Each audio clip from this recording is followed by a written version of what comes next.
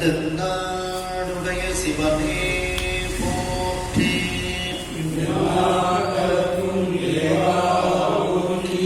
கலை நிறை கணபதிக்கு சரணம் சரணம். திருச்செந்தூர் முருகனுக்கு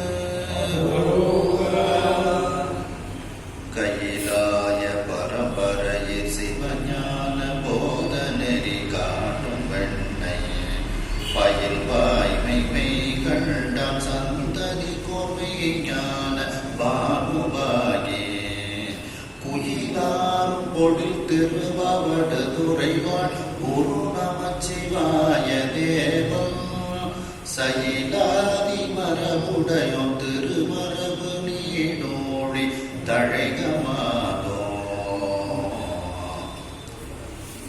திருவாவடுதுறை ஆதீன ஸ்ரீலஸ்ரீ குருமகாசன்னிதானம் அவர்கள் பொன்னார் திருவடிகளை வணங்கியும், தருமபுர ஆதீனம் ஸ்ரீலஸ்ரீ குருமகாசன்னிதானம் அவர்கள் பொன்னார் திருவடிகளை வணங்கியும், தருமபுர ஆதீன ஸ்ரீமத் மீனாட்சி சுந்தர தம்புரான் சுவாமிகள் திருவடிகளை வணங்கியும் உங்கள் அனைவருக்கும் மாலை நேர வணக்கத்தை தெரிவித்துக் கொள்கிறேன்.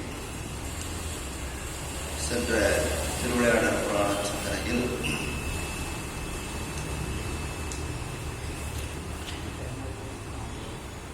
மதுரை மாநகரை சுற்றியுள்ள இயற்கை காட்சிகளை பற்றி சிந்தித்தோம். அதனுடைய தொடர்ச்சி இப்பொழுது 101வது பாடல் எடுத்துக்கங்க. இரும்பின் அன்ன தோல்வினையரார்த்து எரிந்து வாய் மடுக்கும்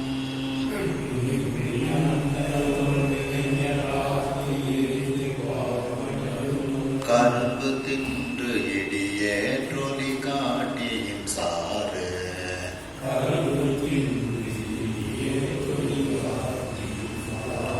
சுருண்டு சோழ் கிடந்து அரற்றிட சொரிந்து வெச்சினத்தே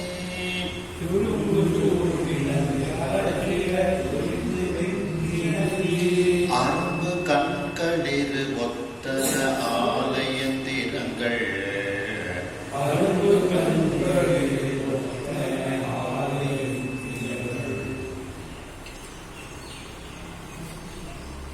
இரும்பின் அன்னத்தோள் வினைஞர், அந்த வயலில் வேலை செய்யக்கூடிய வினையை உடையவர்கள், அந்த உழவர்கள், அவர்களுடைய தோள்கள் இரும்பு போல இருக்கின்றது.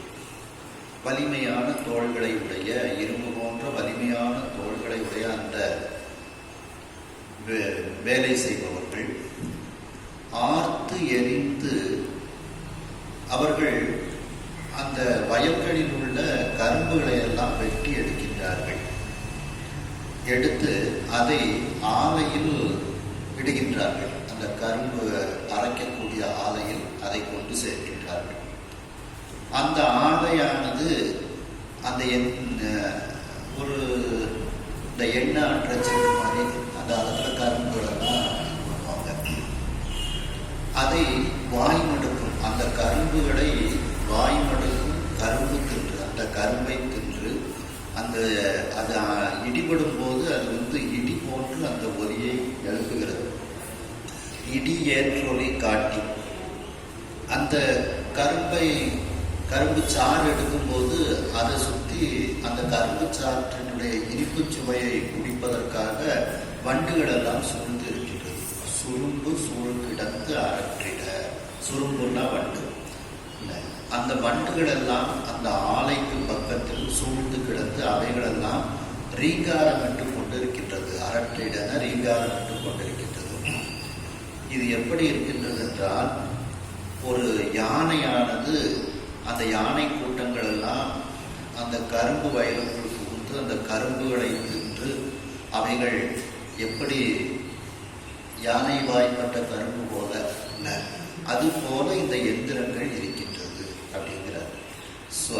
சொரிந்து வெஞ்சினத்தி அரும்பு கண்களில் ஒத்தன ஆலயந்திரங்கள். அந்த யானையினுடைய கண்களில் அந்த கோபமாகிய தீயானது சொரிந்து இருக்கக்கூடிய அந்த யானையினுடைய கண்கள் அப்படிப்பட்ட அந்த களிறு ஒத்தன ஆலை எந்திரங்கள், அப்படிப்பட்ட அந்த கோபத்தோடு இருக்கக்கூடிய அந்த யானைகள் எப்படி ஒரு ஆற்றலோடு அவைகள் அந்த கரும்புகளை எல்லாம் தின்னுமோ, அதுபோல அந்த ஆலையில் உள்ள எந்திரங்கள் எல்லாம் இந்த கரும்பினுடைய சாற்றை பிடித்து கொண்டு இருந்தது. மேலும் யானைக்கு மதம் பிடிச்சிட்டுன்னா அது தன் மேல தன்னுடைய வாகனம் கூட ஏற்ற விடாது. திருவாசகத்தில் அப்படி அந்த கரும்புகளை வெட்டி அதிலிருந்து அந்த வெள்ளக்கட்டிகளை எல்லாம் அவர்கள் தயாரிக்கின்றார்கள். பள்ள நீர் குடைத்து அஞ்சிரை பாசி போர்த்து எழுந்த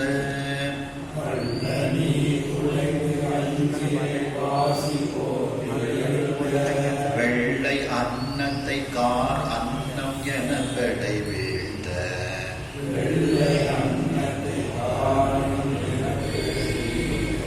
உள்ளமீட்டு அலவர சிறகு உதறி உள்ளன்பு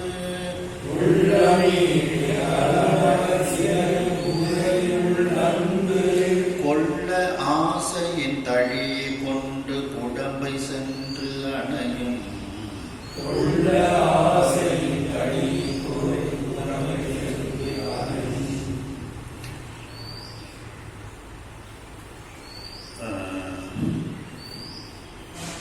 பள்ள நீர் குடைந்து, அதாவது பள்ளத்தில் தண்ணீர் தேங்கியிருக்கிறது.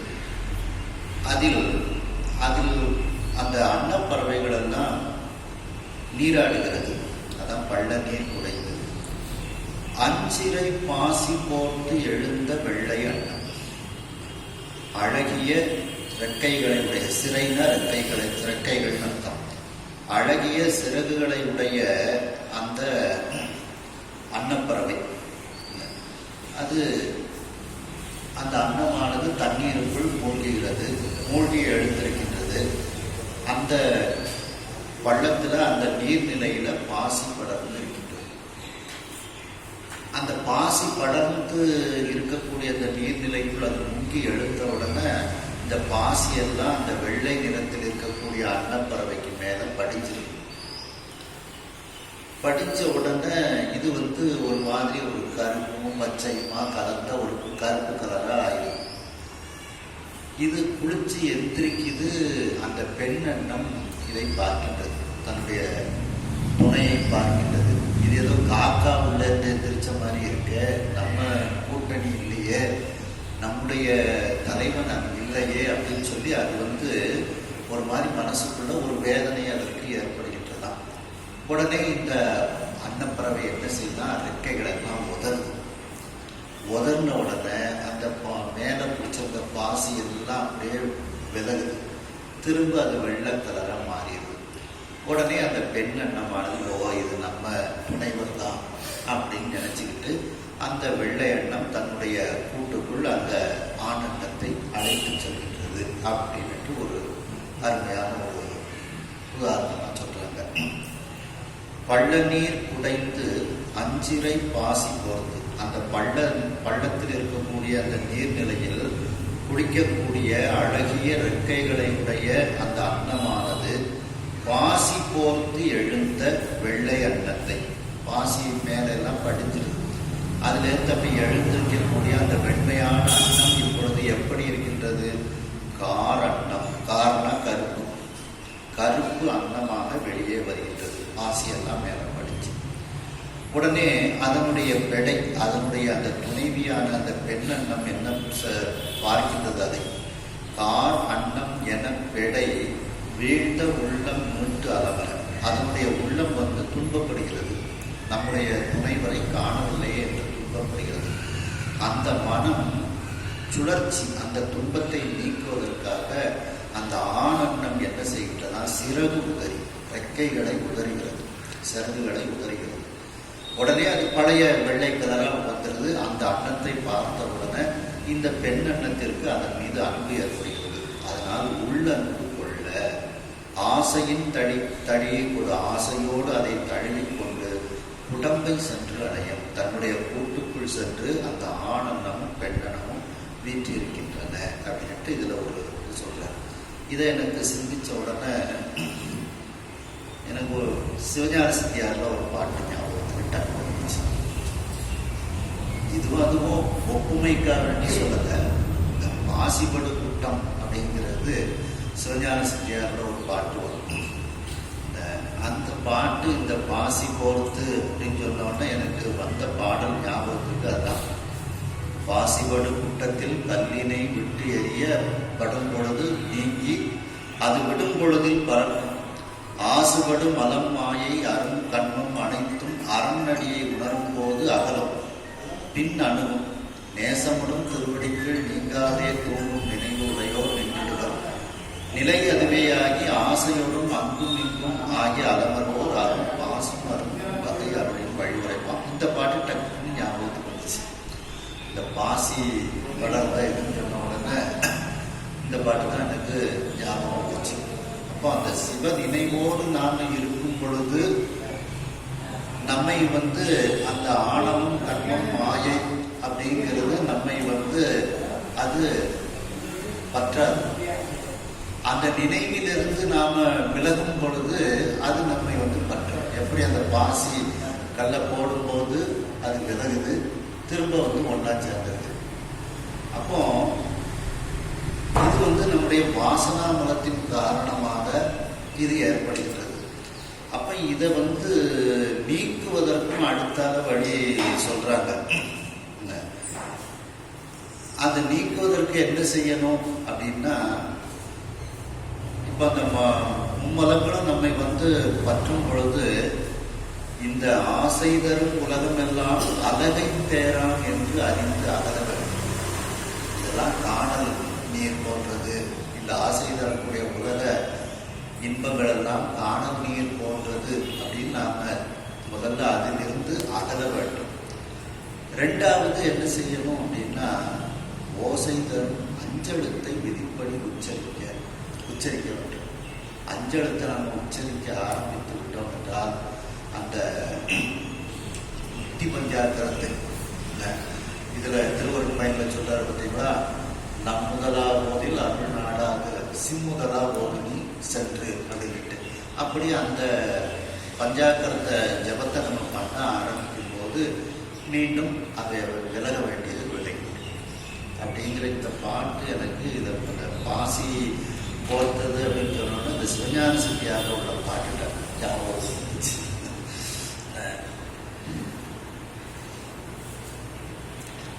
அடுத்தது பாருங்க. இரவி ஆடி ஒன்று உடைய தேர் தீர்த்து எழும் இமையா,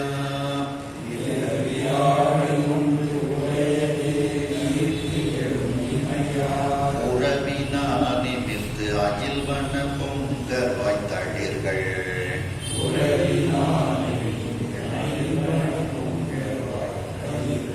கரவிலார் மகத்து எழு புகை கற்பக நாட்டில்,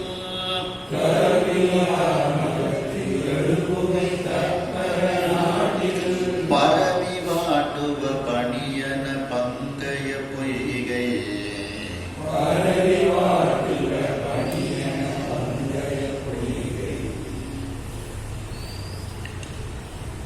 சூரியனுடைய அந்த தேருக்கு ஒரே ஒரு சக்கரம் தான். இரவின சூரியன், ஆழின சக்கரம். அந்த சூரியனுடைய ஒரு சக்கரத்தை உடைய அந்த தேர், அந்த தேரை குதிரைகள் எல்லாம் இழுத்து வருகின்றது. சூரியனுடைய தேரை குதிரைகள் இழுத்து வருகின்றது. அது எப்படிப்பட்ட குதிரைகள்? இமயா புரவி என சூரிய உலகத்தில் உள்ளது. அவைகளும் தேவர்களுக்கு சமமானவர்கள்.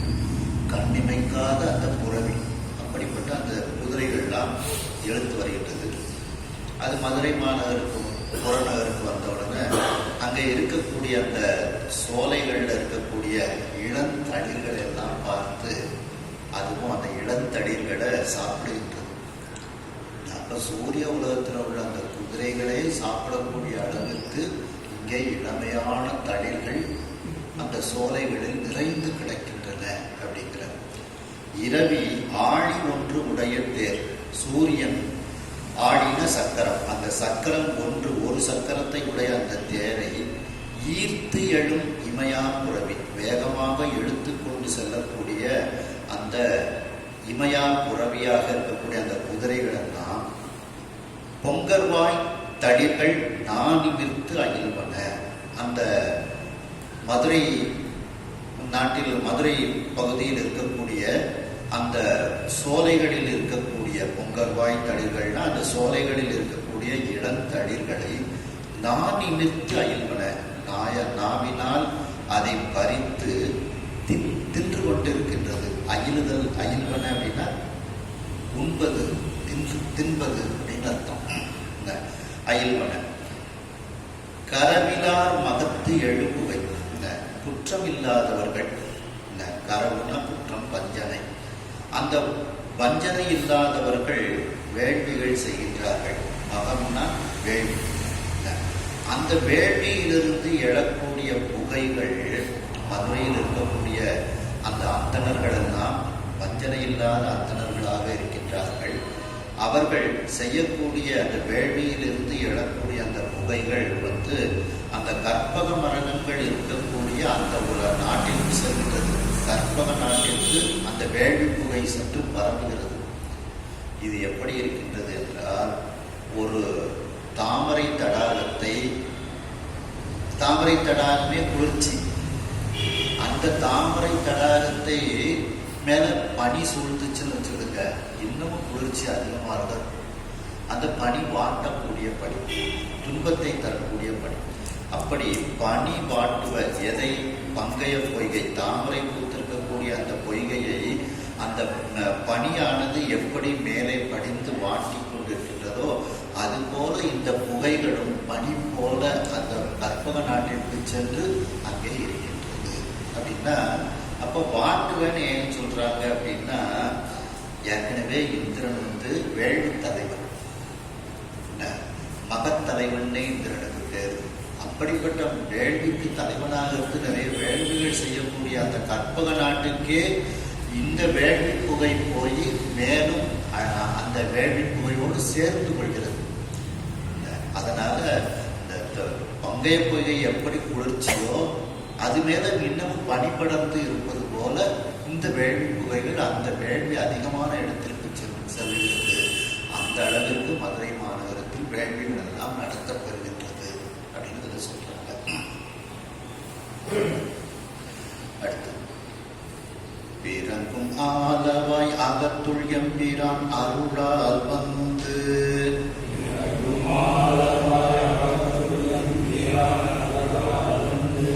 அறங்கொள் தீர்த்தமாயடு கடல் அமர்ந்தவா நோக்கி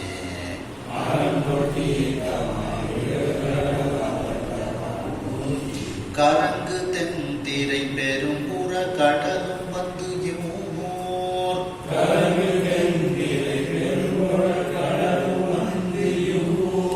புறங்கிடந்ததை போன்றது புரிசை சூழ்கிடங்கு.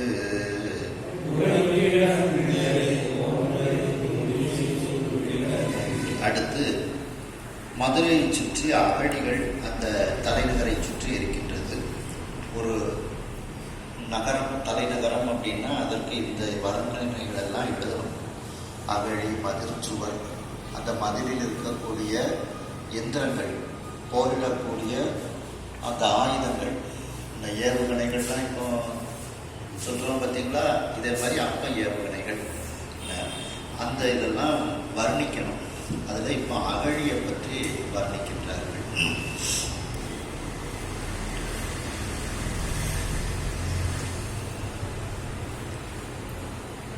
மதுரையில் இப்போ மீனாட்சி அம்மை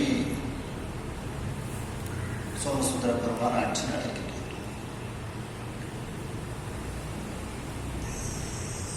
அந்த சோமசுந்தர பெருமானினுடைய மாமனார் பேரு மலையத்துவச பாண்டியன், மாமியார் பேரு காஞ்சனமாதன். மாமனார் இல்லை, மாமியார் மட்டும் இருக்கிறாங்க, காஞ்சனமாதை மட்டும் இருக்கிறாங்க. அப்போ அவங்க சோமசுந்தர பெருமான் இப்பொழுது மதுரையினுடைய அரசர். ஒரு நாள் அந்த மதுரைக்கு கௌதம முனிவர் வராங்க. உடனே அந்த முனிவரை காஞ்சனமாலை அம்மா வந்து ரொம்ப வரவேற்று அவருக்கு சிறப்புகள்லாம் செய்கிறாங்க. சிறப்புகள்லாம் செஞ்ச உடனே அவரும் ரொம்ப சந்தோஷத்தோட இருக்கிறாரு. உடனே காஞ்சனமாலை வந்து கேட்கிறார், சுவாமி முக்தி பேறு அடைவதற்கு என்ன செய்யணும் அப்படின்னு கேட்குறாங்க. உடனே அவங்க வந்து சொல்றாங்க, கடல்ல நீராடுவது சிறப்பு, அதுவும் ஒரு வகையில் சென்றாடும் தீர்த்தங்கள் ஆனார் தானே அப்படின்ட்டு மூர்த்தி தலம் தீர்த்தம் முறையாக வழிபடி வாய்த்த சர்வமும் வாய்க்குமே நம்ம சொல்லப்பட்டிருக்கு பார்த்தீங்களா. அதனால கடல்ல நீராடுறது ரொம்ப சிறப்பு அப்படின்னு அன்னைக்கு அந்த நாளும் வருது, நீராடக்கூடிய நாளும் வருது. அதை சுட்டி காட்டுகிறார். உடனே இந்த அம்மாவுக்கு கடல்ல நீராடணும், புனித நீராட வேண்டும் அப்படிங்கிற எண்ணம் வருது. இப்ப எதுனாலும் மகள்கிட்டையும் மருமகிட்டையும் சொல்லி பெர்மிஷன் கேட்டு தானே போக முடியும். அந்த அம்மாவா சுயமா செய்ய முடியாத, கணவர் இருந்தால் கணவர்கிட்ட கேட்டு போயிடுவாங்க. அதுவும் மருமகன்ட்டு சொல்ல முடியாது, மகள் மூலமாகத்தான் சொல்ல முடியும். உடனே மீனாட்சி அம்மிட்ட சொல்றாங்க, இந்த தகாதரை பிராட்டிட்ட, ஏமா இப்படி கடல்ல நீராட்டினா சிறப்புன்னு கௌதம முனிவர் சொல்றாரு அப்படின்னு சொல்லி எனக்கும் நீராடணுங்கிற எண்ணம் இருக்கு அப்படின்னு சொல்றாங்க. உடனே சரி நான் ஐயாட்ட கேட்டுட்டு வரேன் அப்படின்ட்டு. ஒரு இதெல்லாம் ஒரு காலகட்டத்தில் எப்படி அந்த முறைமைகள் நடக்க வேண்டும், அந்த மருமகன்கிட்ட கேட்டுட்டு வரேன் அப்படின்னு சொல்லிட்டு கேட்குற அம்மா போய் கேட்கும் சோமசுந்தர பெருமான்ட்ட, எங்கள் அம்மா புனித நீர் கடல்ல ஆடணும்னு நினைக்கிறாங்க அப்படின்ட்டு. உடனே சுக்கனார் பெருமான் என்ன சொல்றாரு, அதுக்கு என்ன 7 கடலை இங்கே கொண்டு வந்துருவோம், ஒரு கடவுள் தானே உங்கள் அம்மா குளிக்கணும்னு சொல்லிச்சு, 7 கடலையும் இங்கே நான் கொண்டு வரேன், குளிக்கட்டும் பாருங்க. அப்பவே வந்து மருமகன் வந்து மாமியாருக்கு எப்படி ஒரு அனுசரணையாக இருந்திருக்காங்க. இப்படி இருந்தால் எந்த வீட்டிலையும் பிரச்சனையும் வராது இல்லை. உடனே சுவாமி அங்கே மதுரைக்கு பக்கத்தில் ஒரு இடத்துல எழுந்துருனாரு. சுவாமி அம்பாளை எழுந்துருந்தாங்க. அங்கே 7 கடலும் ஒரு 7 கிணறு மாதிரி வந்துச்சு.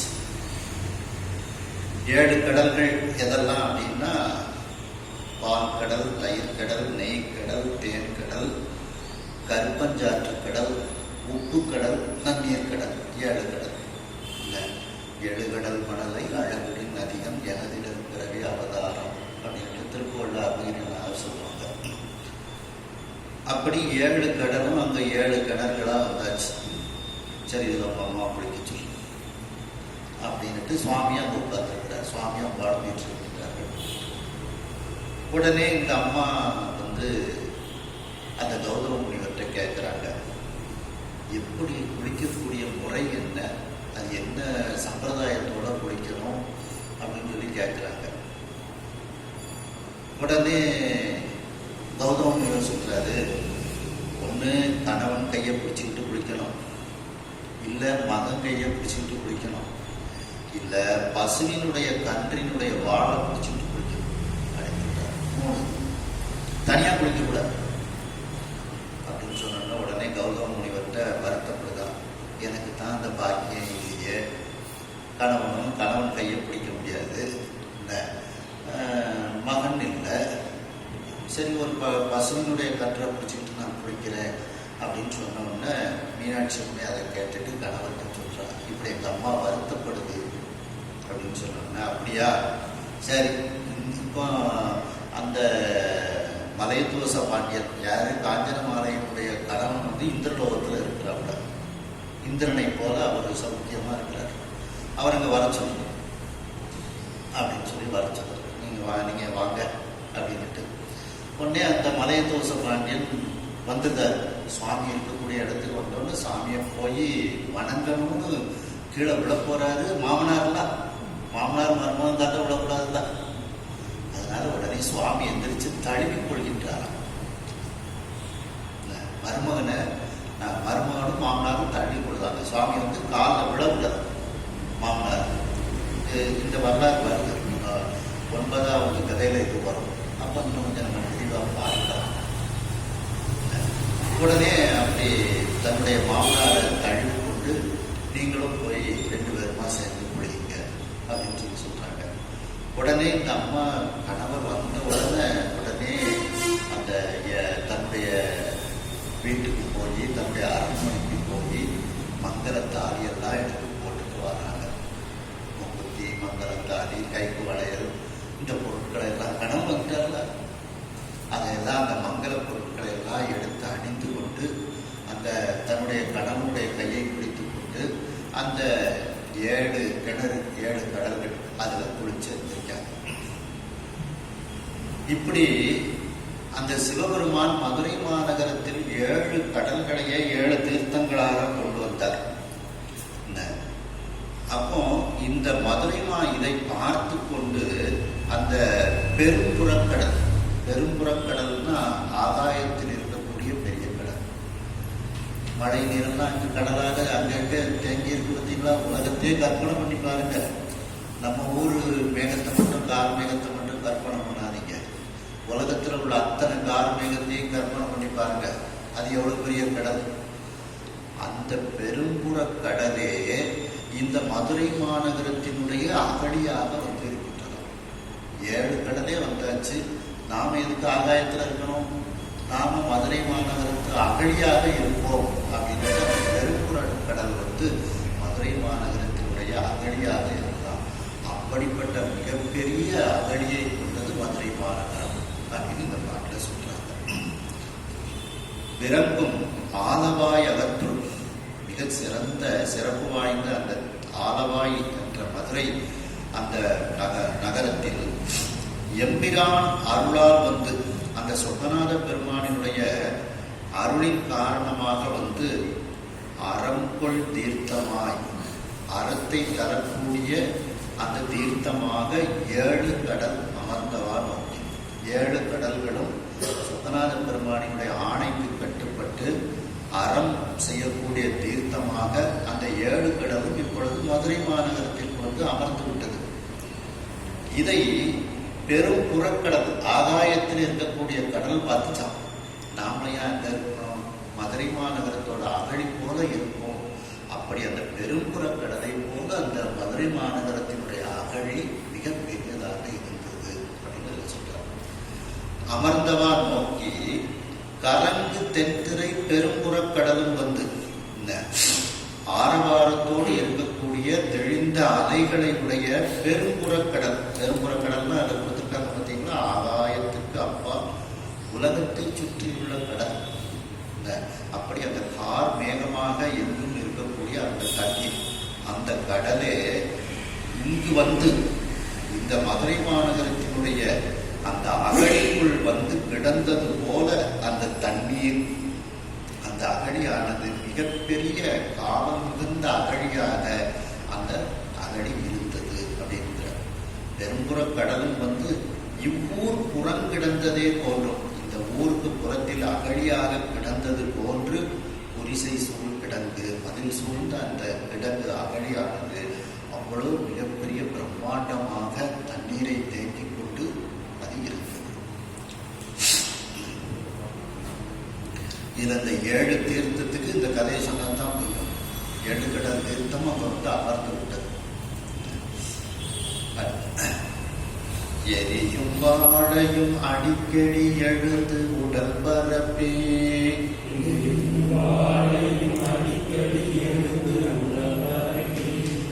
அந்த 7 கடல்லையும் குளிச்ச உடனே ஒரு விமானம் வருது. அதில் 2 பேருமே இறைவனுடைய உலகத்துக்கு சென்றுதாங்க. காஞ்சனமாலையும் மலையதோச பாண்டியனுமே அந்த கடல்ல குளிச்ச உடனே அதெல்லாம் அவங்களும் அந்த காஞ்சனமாலையும் அந்த இறைவனுடைய உலகத்துக்கு சென்று விடுகிறார்கள். எரியும் வாழையும் அடிக்கடி எழுந்து உடல் பரப்பே,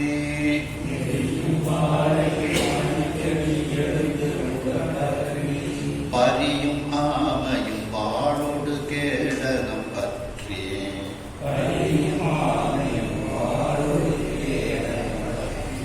செரியும் நாள் மலர் அகழியும் சேர்த்தோடு புரிசையே,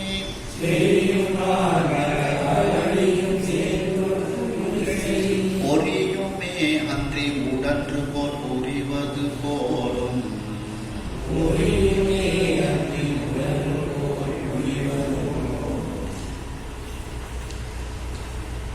இந்த மதுரை மாநகரத்தில் அந்த அகழியை சுற்றி மதில் சுவர்கள் இருக்கின்றது. அந்த மதில் சுவரில் நிறைய போரிடக்கூடிய கருவிகள், எந்திரங்கள் இருக்கின்றது. அந்த எந்திரங்களை கொண்டும் போரிடுவார்கள். அதே நேரத்தில் இந்த அகழியில் அந்த வாழை மீன்கள் துள்ளி விளையாடுகிறது. அப்படி மேல மேல வந்துட்டு போகும். அந்த மீன் பளபளன்னு இருக்கும். அந்த பளபளப்பு ரெண்டு வாழ் வீரர்கள் சண்டை போட்டா அந்த வாளினுடைய பளபளப்பு அது அந்த வெள்ளியை உருக்கி விட்ட மாதிரி இப்படி தோன்றும். வாழ் சண்டை. இந்த மீன் உள்ளேருந்து மேலே துள்ளி விளையாண்டு மேலே வந்துட்டு போறது வாழ் சண்டை போடுறது போல இருக்கின்றது. அதுக்கப்புறம் ஆமை அந்த அகழிக்குள்ள இருக்கு. அது காத்து வாங்குறதுக்கு அப்பப்போ வெளிப்படும். காத்து வாங்குறதுக்கு தான் அது வெளியில வரும். அப்படி அந்த காற்று மூச்சு வாங்குறதுக்கு அது வெளியில வருது. அது ஆமையை பார்த்தீங்கன்னா அதனுடைய ஓடு கேடயம் மாதிரி இருக்கும். கையில் வச்சிருக்கக்கூடிய அந்த கேடயம் மாதிரி இருக்கும். அப்போ மதில் சுவரில் தான் போராட்டமா நாங்களே இந்த வாழை மீன் வாழ் போராட்டம் போல அதுக்கு வந்துகிட்டோம்னா இந்த ஆமை அடிக்கடி வெளியே இருப்பது கேடயத்தை அந்த வீரர்கள் தாங்கிக் கொண்டு போரிடுவது போல இருக்கின்றது அப்படின்னு சொல்றாங்க. எரியும் வாழையும் அப்படின்னா வெட்டி விளையாடக்கூடிய அந்த வாழை மீன்களும் அடிக்கடி எழுந்து உடல் பரப்பி பறியும் ஆமையும் அந்த கொஞ்சம் தண்ணிக்குள்ள இருக்கும். அதுக்கு அந்த மூச்சு காற்று தேவைப்படும் அப்படின்னு சொல்ற நேரத்தில் அந்த ஆமை வெளியில வந்துடும். அப்படி அடிக்கடி வெளியே எழுந்து உடலை பரப்பி கொண்டு மூச்சு காற்று வாங்கக்கூடிய அந்த பரியும் ஆமைன்னா பரிதல்னா வெளிப்படுது. அந்த வெளிப்படக்கூடிய ஆமை வாழை மீன் வாழ் போல இருக்கிறது. ஆமை கேடயம் போல இருக்கிறது. இது வாளோடு கேடகம் பற்றி வாழையும் கேடகத்தையும் பற்றி கொண்டு செரியும் நாள் மலர் அகழியும் அந்த தினந்தோறும் மலர்கள் பூத்து குலுங்கக்கூடிய அந்த அகழியில் சேர்த்தொடு குரிசை பொரியுமே என்று ஆகாயத்தை தொடக்கூடிய அளவிற்கு குரிசைனா மதில். அந்த மதிலில் போரிடக்கூடிய அந்த எந்திரங்கள் இருக்கின்றது. அது மட்டுமா போர் புரிகின்றது. இந்த வாழை மீன்களும் ஆமையும் இந்த தண்ணீருக்குள் இவ்வாறு அடிக்கடி வெளியே அவைகள் இருப்பது அந்த தண்ணீருக்குள் வாழ் சண்டையும் கேடயத்தை வைத்துக் கொண்டு சண்டையிடுவது போல இந்த காட்சி இருக்கின்றது. கண்ணிகாதவை கூற்றென கரமிடந்து அலைப்ப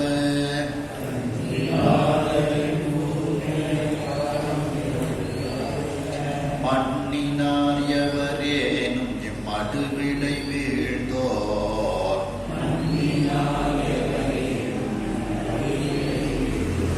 தென்னிலாமணி விளைந்தவர்க்கு ஒப்பன சிலரை எண்ணினார்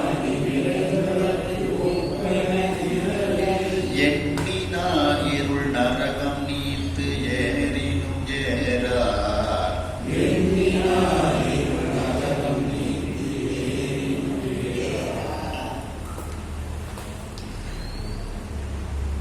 சிவபெருமானுக்கு சமமாக வேறொரு தெய்வத்தை நினைக்கக்கூடாது. இதுல திருவிசைப்பாட சொல்றாங்க பார்த்தீங்களா, அற்புத தெய்வம் இதனின் மற்றொன்று அன்போடு தன்னை அஞ்சலத்தில் சொற்பதத்தில் வைத்து உள்ளம் அள்ளோரும் தொண்டருக்கு அப்படின்னு. அப்ப இது அற்புத தெய்வம், தனித்துவம் வாய்ந்த தெய்வம், தனித்தெய்வம், முக்தி வழங்கக்கூடிய தெய்வம். நமக்கு இந்த தெய்வத்தோட இந்த சிவபெருமானோனுக்கு சரிசமமாக வேற யாரையும் வைத்து நினைக்காதே. அப்படி நினைச்சேன்னா நீ நரகத்துக்கு போகணும் அப்படின்றாங்க. ஏன்னா சித்தியார்ல சொல்லும்போது கூட மற்ற தெய்வங்கள் இறக்கும் வேதனைப்படும், மேல் வினையும் செய்யும். சித்தியார் பார்த்தீங்களா? அப்படி சிவபெருமான் சிலப்பதிகாரத்தில் சொல்லும்போதும் இரவா யாக்கை பெரியோம் அப்படின்னு சொல்றார். அப்படி முக்தியை தரக்கூடியவர் நம்ம சிவபெருமான். திருவாசகத்தில் சொல்லும்போது கூட மற்றுமோர் தெய்வம் உண்டன நினைந்து என் பெருமாருக்கு அற்றில்லாதவரை கண்டால் அம்மனாம் மற்றுமாறே அப்படின்னு திருவாசகத்தில். இன்னொரு தெய்வம் இந்த சிவபெருமானுக்கு சமமாக உண்டுன்னு யாராவது நினைச்சிட்டு இருந்தாங்கன்னா அவங்களுக்குண்டு நான் பயப்படுதேன், வேற யாருக்கும் நான் பயப்பட மாட்டேன். சிவபெருமானுக்கு சமமான தெய்வம் வேறு ஒருவர் கிடையாது. அப்படி இருக்குன்னு யாரும் நினைச்சிட்டு இருந்தாங்கன்னா அவங்களுக்குண்டு நான் பயப்படுகின்றேன் அப்படின்றார். அதுபோல அந்த சிவபெருமானுக்கு சமமாக யாரும் வேறு ஒரு தெய்வம் உண்டு என்று நினைக்கக்கூடியவர்கள் இருளாகிய இருள் மிகுந்த துன்பம் மிகுந்த நரகத்திற்கு அவர்கள் செல்வார்கள். அவங்க கூட சில சமயம் அந்த நரகத்திலிருந்து சொர்க்கத்துக்கு மேலே ஏறி வந்துருவாங்க. ஆனா இந்த அகழியில விழுந்தவங்க போனவங்க செத்து போயிடுவாங்க அப்படிங்கிறார். இந்த மதுரை மாநகரத்தினுடைய அகழியில ஒருத்தன் விழுந்துட்டான்னா அவனால பிழைக்க முடியாது. சிவபெருமானுக்கு சமமான தெய்வம் வேறு ஒன்று என்று சில பேர் நினைச்சுக்கிட்டு இருந்தாங்கன்னா அவங்க நரகத்துக்கு போவாங்க. அவங்களுக்கு கூட ஒரு விமோச்சனம் உண்டு. என்ன விமோச்சனம்? திரும்ப சிவபெருமானை நினைச்சு வழிபாடு செஞ்சு வந்தாங்கன்னா திரும்ப அந்த நரகத்திலேருந்து மேலே ஏறிடுவாங்க. இதற்கு நல்ல உதாரணம் வந்து தட்சன் தான். தட்சன் முதல்ல சிவபெருமானுக்கு சமமாக மற்றவர்களை அவன் நியமிக்கின்றான், திருமாலெல்லாம் நியமிக்கின்றான். கடைசியில் தன்னுடைய தவறை உணர்ந்து சிவபெருமானை வழிபாடு செய்து மீண்டும் அவன் அந்த நல்ல நிலையை அடைகின்றான். தட்சன் இதற்கு நல்ல உதாரணம். அப்படி இருந்தால் கூட ஒரு சின்ன வழி இருக்கு. ஆனா இந்த மதுரை மாநகரத்தினுடைய அகழியில யாராவது உள்ள விழுந்துட்டாங்கன்னா அதுக்குள்ள எக்கச்சக்கமா முதல்ல இருக்கு. அந்த முதல வாயில ஆமிட்டவங்க அப்படின்ட்டு சொல்றாங்க. அந்த முதலைகள்லாம் எப்படி இருக்குதான்? யமதர்மனை போல இருக்குதான். அது எப்படிப்பட்ட யமதர்மன்? யமதர்மனுக்கு கருணைங்கிறதே கிடையாது. கருணை, அந்த கண்ணோட்டம், கருணை கண் இல்லாதவன் அந்த யமதர்மன். ஒரு மகளுக்கு கல்யாணம் வச்சிருப்பாங்க. கல்யாணம் முடித வரைக்கும் கொஞ்சம் காத்துட்டு இருக்க வேண்டியதானே. ஆமாம், அந்த டைம் வந்துட்டுலாம் வீட்டுக்கு கல்யாணத்துக்கு 10 நாள் இருக்கும். கொஞ்சம் மற்றவங்கன்னா என்ன நினைப்பாங்க, கொஞ்சம் கருணோட ஒரு 15 நாள் கொடுப்போம், எக்ஸ்டெண்ட் பண்ணுவோம் வாழ்க்கையை, மக கல்யாணத்தை நல்லா பார்த்துட்டு போட்டோம் அப்படின்னு நினைப்பாங்க. அவனுக்கு கருணைங்கிறதை விட கல்யாணம் வச்சாங்க, ஏன் டைம் வந்துட்டு தூக்கிட்டு போகிறேன் அப்படின்ட்டு அந்த தர்மராஜன் அப்படிப்பட்டவன். அதனாலதான் கண்ணில்லாத வெண்கூற்று என்ன, இரக்கம் இல்லாத, கண்ணுக்கு அழகு இரக்கம், அந்த இரக்கத்தன்மை இல்லாத கொடிய கூற்றுவன் அந்த யமதர்மனை போல அந்த மதுரை மாநகரத்தில் இருக்கக்கூடிய அந்த அகழியில் அந்த முதலைகள் இருக்கின்றது.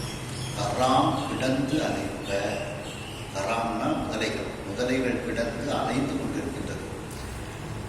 மண்ணினார் எவரேனும் இம்மடுவிடை வீழ்ந்தோர், இந்த மண்ணில் இருக்கக்கூடியவர்கள் யாராவது இந்த மடுன்னா இந்த அகழியில் விழுந்தவர்கள் தென்னிலா மதிமிளைந்தவர்க்கு ஒப்பு என தெளிந்த சந்திரனை, அந்த நிலவாகிய அந்த சந்திரனை அணிந்தவருக்கு சமமானவர் என நிறைந்தவர்னா சிவபெருமான்.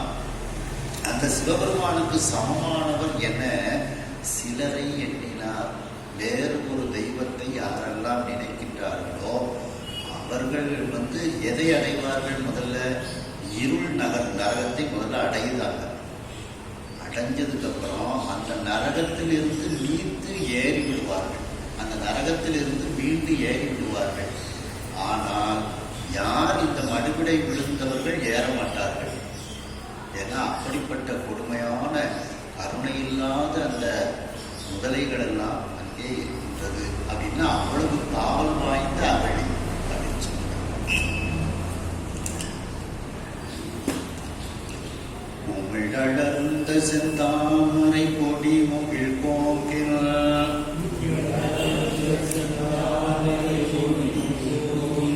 உமிழரும் பரஞானமுண்டு உமிழ்ந்த வாய்வேத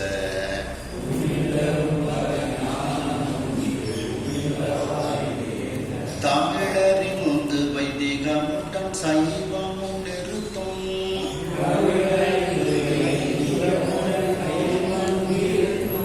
அமிழ்தவெண் திரை வையையும் ஒரு புறத்து அகழாம்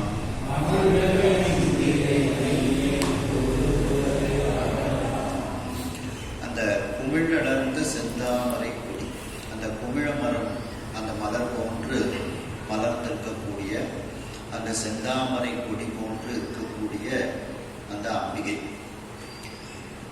அந்த அம்பிகை முகில் கோங்கின் உமிழ்தரும் பரஞானம் உண்டு. அந்த சீர்காழியில் இருக்கக்கூடிய அந்த அம்பிகை, அந்த உமாதேவியார், அந்த அம்பிகை தந்த அந்த பால் ஞானப்பாலை உண்டு. அந்த ஞானப்பால் எது? பரஞானம். அந்த ஞானப்பாலை திருஞான சம்பந்தர் அருந்திருக்கிறார். அருந்தியவுடன் அவர் வாயிலிருந்து எது உமிழ்கிறது? வேத தமிழ் உமிழ்கிறது. தமிழ் வேதமானது உமிழப்படுகின்றது. அவருடைய வாயிலிருந்து அந்த தமிழ் வேதம் சொல்லப்படுகிறது. வாய் உமிழ்ந்த வேத தமிழ் அப்படின்ட்டு அம்பிகை அந்த பொற்கிண்ணத்தில் அந்த பாலை கொடுக்கின்றாள். அந்த பால் தான் பரஞானம். அந்த பரஞானத்தை உண்ட திருஞான சம்பந்த பெருமானுடைய வாயிலிருந்து வந்தது தமிழ் வேதம், அந்த வேத தமிழ். அதை வைகை நதி அறிந்து வைத்திருக்கின்றது. இது தமிழ் வேதம் அப்படின்னு வைகை நதி தெரிந்து வைத்திருக்கின்றது. அதனால அந்த வைகை நதி என்ன செஞ்சுன்னா, மதுரையில சமணர்களோடு அடல்வாதம், புனர்வாதம், தர்க்கவாதம்லாம் நடக்கும். அப்போ அந்த புனர்வாதத்துல ஏட்டை ஆற்றில் விடுகின்றார்கள். ஏடு வைகை ஆற்றை எதிர்த்து கொண்டு செல்கிறது. அந்த ஏடை நின்ற இடம்தான் திருவிடம். அந்த ஏடை பிடிச்சிட்டு வராங்க. அப்போ வைகையும் அந்த தமிழ் வேதத்தை அறிந்திருக்கின்றது அப்படின்னு. அப்போ அந்த தமிழ் வேதத்தை அறிந்து அந்த வைகை நதியும் அந்த வேதத்தையும் சைவத்தையும் நிலைநிறுத்தி இருக்கின்றது. அதுதான் வைதிகம். வைதிகம்னா வேதம், சைவம். வேத நெறி தழைத்து ஓங்க மிகு சைவத்துறை விளங்க பூத பரம்பரை புரிய புனிதவாய் மலர்ந்து அழுது செய்தவள வயல் முதல் திருஞான சம்பந்த பாடமலர் தலைப்பது திருத்தொண்டு. அந்த வைதிகமுடன் சைவமும் நிறுத்தக்கூடிய வேலையை எது செய்தது? வைகையாறு செய்தது. அந்த வாழ்க அந்தனர் பதிகத்தை எழுதி ஆத்துல போடுறாங்க சம்பந்த பெருமான்.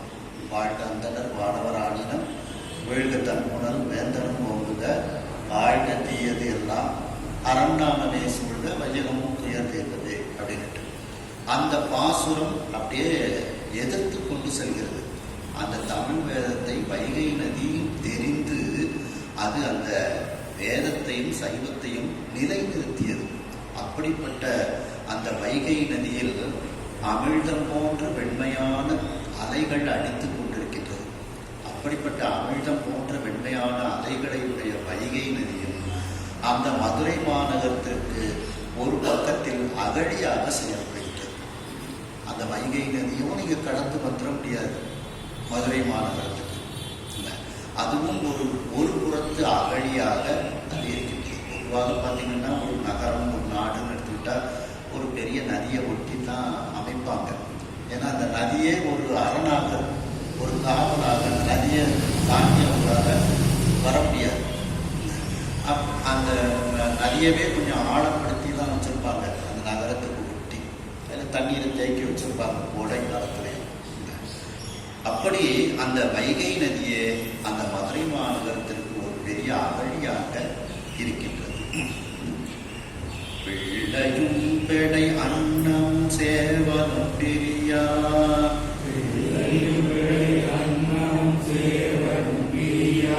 கள்ளமுண்டக செவ்விய கண்டவர் கண்ணும்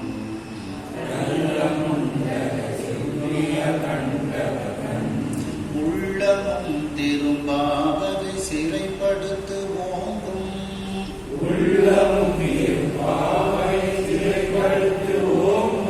புல் அலம்பு தன் கிடங்கு எது புரிசையை புகழ்வாம்.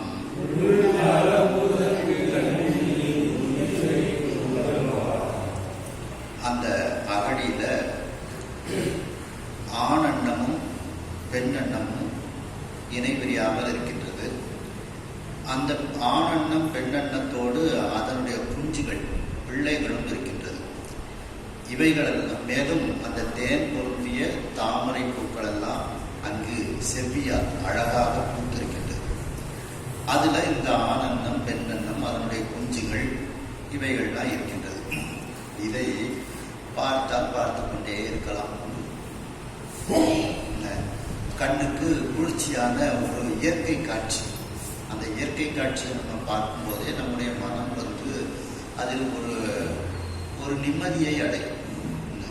அதுதான் என்ன சொல்றார், கண்டவர் கண்ணும் உள்ளமும் திரும்பாவகை. அந்த ஆணெண்ணம் பெண்ணெண்ணம் அதனுடைய பூச்சிகள் அந்த தாமரை பூக்கள் மலர்ந்திருக்கக்கூடியது, இதையெல்லாம் பார்த்தவர்களுடைய கண்ணும் உள்ளமும் வேற எங்கேயுமே திரும்பாம பார்த்ததை பார்த்து கொண்டே இருக்கின்றார்களாம். மனது அங்க ஒரு லேசா இருக்கு, மனசு ஒரு நிம்மதியாக இருக்கின்றது இயற்கையோடு இணையும் போது. அப்படி உள்ளமும் திரும்பா வகை சிறைப்படுத்து. அந்த கண்ணும் உள்ளமும் வேறு பக்கம் திரும்பாத வகையில் இந்த இயற்கை காட்சியானது எல்லோருடைய கண்ணையும் உள்ளத்தையும் சிறைப்படுத்தி வைக்கின்றது. மனசுக்கு ஒரு சந்தோஷம். நம்ம வீட்டில் பார்த்தீங்கன்னா மீன் தொட்டி வச்சுக்கிட்டு சில பேர் மீனை பார்த்துக்கிட்டே உட்காந்துருப்பாங்க, பறவைகளை போட்டு அடைச்சிக்கிட்டு அதை பார்த்துக்கிட்டே இருப்பாங்க. ஓங்கும் புல் அலம்பு தன் கிடங்கு இது. மேலும் அந்த புல்னா பறவைகள் எல்லாம் சலம்பிக் கொண்டு சப்தமிட்டு கொண்டு இருக்கக்கூடிய அந்த அகழியாக இது இருக்கின்றது.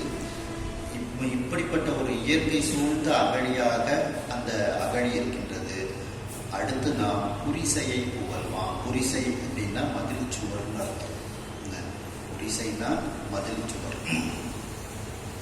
மதிமதி புரிசை பாடம் உடல் வருணாந்திர முறையில் வந்து பார்த்தீங்களா? அப்படி இனிமேல் நாம் அந்த மதில் சுவர் எப்படி இருக்கின்றது என்பதை பற்றி சிந்திப்போம் அப்படிங்கிறார். மாகம் முந்திய கடிமதில் மதுரை நாயகர் கை.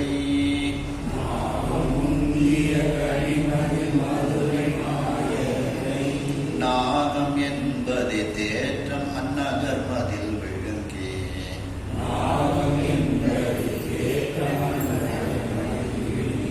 மேகம் இன்று அசைகின்றது அவ்வெஞ்சின பணிதன்.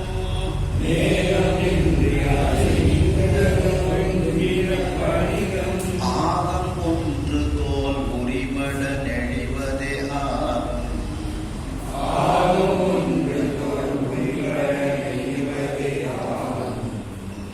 மாகம் முந்திய கடிமதில். மாகம்னா மேகம். அந்த மேகத்தின் ஊடே செல்கின்ற, மேகத்தை முந்தி செல்லக்கூடிய அந்த காவல் மிகுந்த மதில் சுவர்கள். கடிமதில்னா காவல் மிகுந்த மதில் அர்த்தம் எடுக்கணும். குறிச்சொல் இடத்துக்கு தகுந்தாப்புல அர்த்தம் எடுக்கணும். கடிமதில்னா காவல் மிகுந்த மதில். கடிமலர்னா வாசனை மிகுந்த மலர்.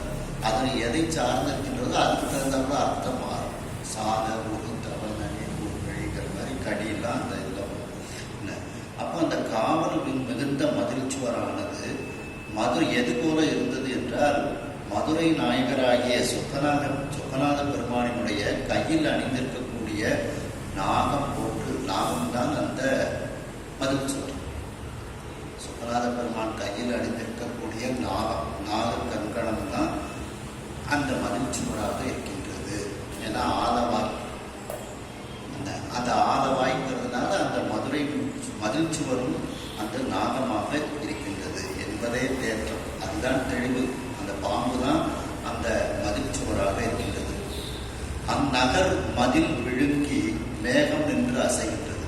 அந்த நகரத்தில் இருக்கக்கூடிய அந்த மதில் சுவரை விழுங்குவது போல அந்த மேகம் நின்று அந்த மதில் சுவரில் நின்று அசைந்து கொண்டிருக்கிறது. அப்போ அந்த மேகத்தை தொடக்கூடிய அளவிற்கு மதில் சுவர் உயரமாக இருக்கின்றது அப்படின்னு. அவ்வெஞ்சின பணி, அந்த கொடுமையான வலிமை வாய்ந்த அந்த கோபத்தை உடைய அந்த பணினா பாம்புன்னு அர்த்தம்.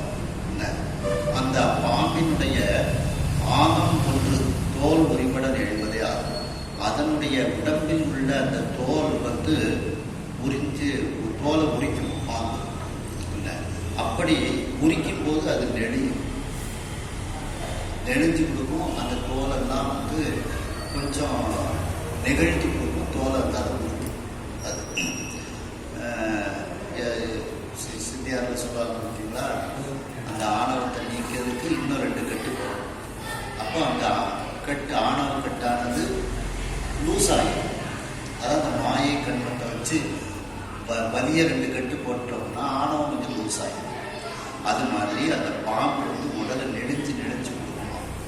நெடிஞ்சு கொடுத்தாச்சுன்னாலே அது சட்டையை உரிக்க போகுதுன்னு அர்த்தம். அப்படி நெடிஞ்சு கொடுக்கும்போது சட்டையை உரியும். அதனால அது சட்டையை விதைக்கும். அது போல அந்த பாம்பினுடைய சட்டையை போல அந்த மதில் சுவர் நீளமாக இருக்கின்றது அப்படின்னு. புறம் கடந்த ஒன்று கோபுரம் என சுருதி,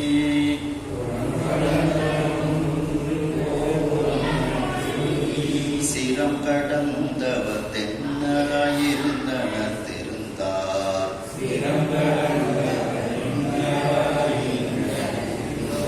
புறம் கடந்திட வேண்டினும் உதவி செய்து அவரால், வரங்கள்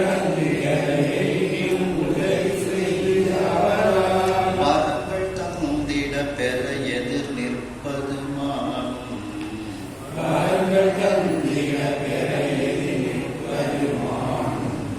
அந்த மதிச்சுவர்ல கோபுரங்கள்லாம் இருக்கின்றது. அந்த கோபுரங்கள்லாம் எதை போல இருக்கின்றது என்றால் மேருமலையை போன்று இருக்கின்றதாம். அந்த மேருமலையை ஒரு காலத்துல நம்ம சிவபெருமானுக்கு திரிபுர சம்ஹாரம் நடக்கும்போது நாம உதவியா இருந்தோம். அது மாதிரி அந்த சிவபெருமான் இப்ப மதுரை மாநகரத்துல சோமசுந்தர பெருமானாக அரசாட்சி பண்ணிட்டு இருக்கார். நாமளும் போய் மதுரையில போய் இருந்துக்கிட்டு கோபுரமா இருந்துக்கிட்டு அவர் ஏதாவது சொன்னா அவருக்கு உதவியா இருந்தோம்னா ஏதாவது வரங்கள் நமக்கு தரமாட்டாரா சொன்னாரா அப்படின்னு அந்த மேருமலை நினைத்ததாம். அப்படிப்பட்ட அந்த மேருமலையை போன்ற அந்த கோபுரங்கள்லாம் இருந்துச்சான். புறம் கடந்த பொன்குன்று, திரிபுர சங்காரத்தின் போது உதவியாக இருந்த பொன்குன்றாகிய மேருமலை, தங்கமலை. பொன்குன்று மேருமலையே தங்கமலை, அந்த பொன்குன்று அதுதான் கோபுரம் என அந்த மதுரை மாநகரத்தின் மதில் சுவரை சுற்றி இருக்கக்கூடிய கோபுரம் போல அந்த மேருமலைகள் இருக்கின்றது. சுருதி சிரம் கடந்தவர், சுருதின வேதம், வேதத்தினுடைய உச்சியில் இருக்கக்கூடியவர், வேதத்தால் அறிய முடியாதவர். அதான் சுருதி சிரம் கடந்தவர். அந்த உச்சி, சிரம்னா உச்சி, வேதத்தால் அறிய முடியாத வேதத்தின் உச்சியில் இருக்கக்கூடிய அந்த சிவபெருமான், அந்த சொக்கநாத பெருமான் இப்பொழுது தென்னராய் இருந்தனர். இப்போ அவர் பாண்டிய மன்னனாக இருந்து அரசாட்சி செய்கின்றார். தென்னர்னா பாண்டிய மன்னர், பாண்டிய மன்னராக இருந்து அரசாட்சி செய்கின்றார். அந்த சொக்கநாத பெருமானுக்கு நாம் உதவியாக இருந்தால் என்ன அப்படின்னு மேற்பதை நினைக்கலாம். திருந்தார் உரம் கடந்திட வேண்டினவும், அந்த சொக்கநாத பெருமானுக்கு யாராவது எதிரிகள், திருந்தார்னா எதிரிகள் இருந்தார்கள் என்றால் அவர்களுடைய உரம் கடந்திட வேண்டிடனும், அவர்களுடைய வலிமையை நீக்கி அவர்களை வெற்றி கொள்ள வேண்டும் என்றால் அந்த சொக்கநாத பெருமானுக்கு நாம் வேண்டிய உதவிகளை செய்து, சொக்கநாத பெருமானுக்கு நாமளும் கூட போய் படையில ஏதாவது ஒரு ஆளா சேர்ந்து உதவிகள்லாம் செய்து அவரால் அப்படி நம்ம செஞ்சோம்னா அவர் நமக்கு வரங்கள்லாம் கொடுப்பாரு சொன்னார் பெருமான் அப்படின்னு இந்த மேருமலை நினைச்சலாம் பெற.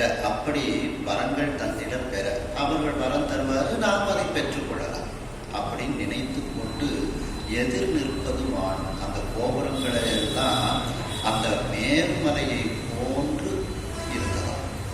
கோபுரங்கள் எல்லாம் அந்த மதில் சுவரில் இருக்கக்கூடிய கோபுரங்கள் எல்லாம் மேல்மலையை போன்று வலிமை வாய்ந்ததாக அவைகள் இருக்கிறது. சண்டபானும் திங்களும் தடைபட திசையும்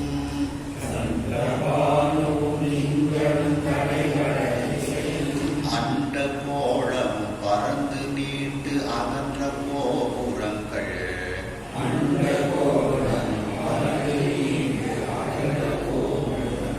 விண்டவாயிலால் வழங்குவ விட அற அங்காது முட்ட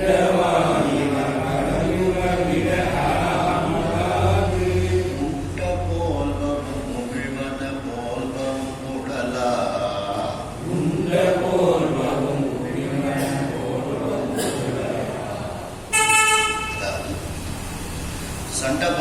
சண்டபானம்னா எரிகின்ற சூரியன். சூரியன் எரிஞ்சிக்கிட்டே இருந்தா தான் அது பேர் சூரியன். அது எரியலைன்னா சூரியன் கிடையாது. அப்படி சண்டபானம் எரிகின்ற அந்த சூரியன் திங்களும் அந்த சந்திரனும் இந்த மதில் சுவர்ல கோபுரங்கள்லாம் மிகப்பெரிய கோபுரங்களாக இருக்கின்றது. அந்த கோபுரங்கள் எப்படி இருக்கின்றது, எந்த அளவுக்கு பெரிதாக இருக்கின்றது என்றால் திசையும் அண்ட கோளமும் பறந்து நீண்டு அகன்ற கோபுரங்கள். எல்லா திசைகள் 8 திசைகள் அண்ட கோளங்கள் அளவிற்கு அந்த கோபுரங்கள் பறந்து இருக்கின்றது, நீண்டு இருக்கின்றது, அகன்று இருக்கின்றது. அப்படிப்பட்ட அந்த கோபுரங்கள் அந்த மதில் சுவரில் இருக்கின்றது. அந்த மதில் சுவருக்குள்ள இப்போ சூரியனும் சந்திரனும் செல்வதற்கு தடையாக இருக்கின்றது. சூரியன் சந்திரனுடைய ஒளிக்கதிர்கள் செல்ல முடியாமல் இருக்கின்றது. அந்த அளவுக்கு அது உயரமாக இருக்கின்றது. சண்டபானமும் திங்களும் தடைப்பட செல்ல முடியாமல் அந்த கோபுரங்கள் உயரமாக இருக்கின்றது. கோபுரங்கள் எவ்வளவு உயரமாக இருக்கின்றது என்றால் திசையும் அண்டகோளமும் பறந்து நீண்டு அகன்ற. அப்படி மிகப்பெரிய கோபுரங்களாக அந்த மதில் சுவரில் இருக்கின்றது. அந்த கோபுரத்துல வாசல் விட்டுருக்காங்க. விண்ட வாயிலால் தோண்டப்பட்ட அந்த வாயில், விடப்பட்ட வாயில். அந்த வாயில் உள்ள இப்போ இந்த சூரியனும் சந்திரனும் உள்ள போயிட்டு வெளியில வருது. இது எப்படி இருக்கின்றது என்றால் அந்த கிரகணம் பிடிக்கும் பார்த்தீங்களா, கிரகணம் பிடிக்கும் போது அந்த ராகு கேதுங்கிற பாம்பு சூரியனையும் சந்திரனையும் மறைக்குது. அப்ப சூரிய கிரகணம் சந்திர கிரகணம் அப்படிங்கிறது மாதிரி ஏற்படுகின்றது. அதுபோல இந்த சூரியனும் சந்திரனும் உள்ள போயிட்டு வரும்போது சூரியன் மறைக்கப்படுகிறது, அது சூரிய கிரகணமாகவும், சந்திரன் மறைக்கப்படும் போது அது சந்திர கிரகணமாகவும் இருக்கின்றது போல இருக்கின்றது அப்படிங்கிறார். விண்ட வாயிலால் வழங்குவ, அவைகள் வழங்குவன அவைகள் உள்ளே செல்வதற்கு பாஸ் அப்படி அனுமதி கொடுக்கின்றது. அந்த சூரியனுக்கும் சந்திரனுக்கும் அனுமதி கொடுப்பதனால் அந்த வாயில் வழியாக அவைகள் உள்ளே செல்கின்றது. செல்வது எப்படி, சென்று போயிட்டு திரும்ப வருவது எப்படி இருக்கின்றது என்றால் விட அரா அங்காந்து, விஷத்தை பொருந்திய பாம்பு ராகு கேது என்கின்ற பாம்புகள் இரண்டும் அங்காந்து வாய் திறந்து, அங்காந்துன்னா வாய் திறந்து உண்ட போல்வவும் உமிழ்வன போல்வவும் உடலா. அவைகள் உண்ட போல்வம்னா அந்த சூரியனையும் சந்திரனையும் மறைத்து விடுகிறது. உமிழ்வனா அந்த கிரகணம் விலகி விடுகின்றது. திரும்ப அவைகள் தெரிய ஆரம்பிக்கின்றது. எப்படி கிரகணங்கள் ஏற்படுகின்றதோ அதுபோல இந்த சூரியனும் சந்திரனும் அந்த கோபுர வாசலுக்குள் போய்விட்டு வருகின்றது. கிரகணம் போது இருக்கின்றது அப்படிங்கிறார். மகர வேலை என்று யானை போல் மழை அருந்து அகழி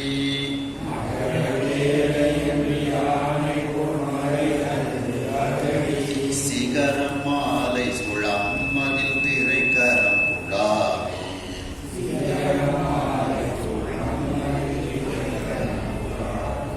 அகட ஓங்கு நீர் வையால் அல்லது வேற்று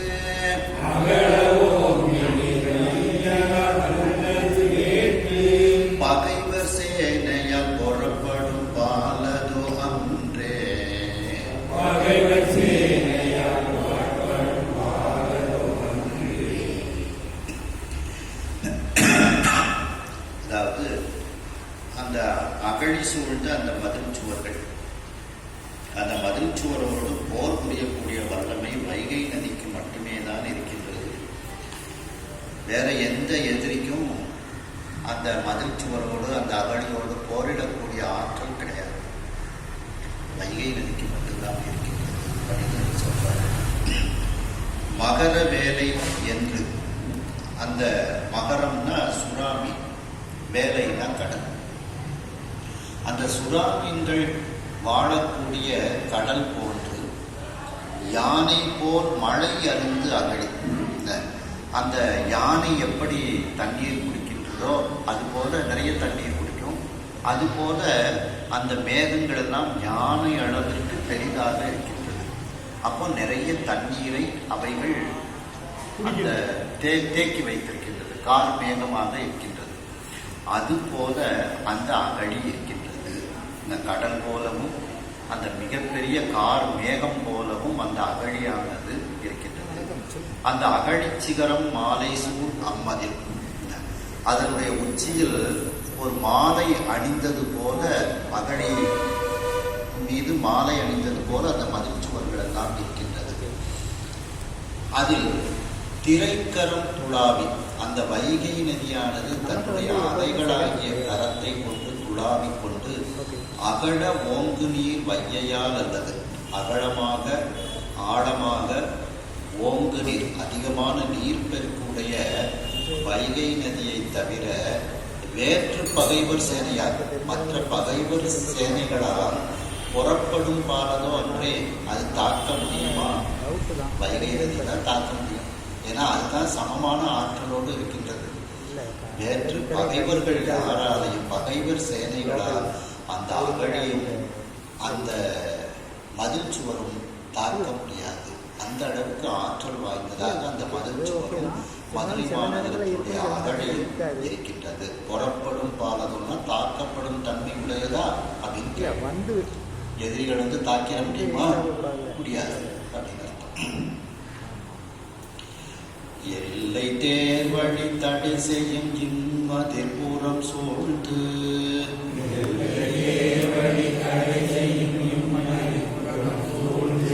ஒல்லை மேவல வளைந்துழி உடன்று போராற்றே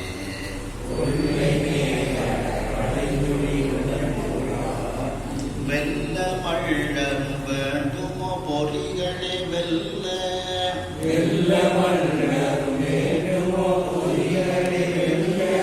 வல்ல அம்மதி பொறி செய்யும் மரம் சிறிது உரைப்பாம்.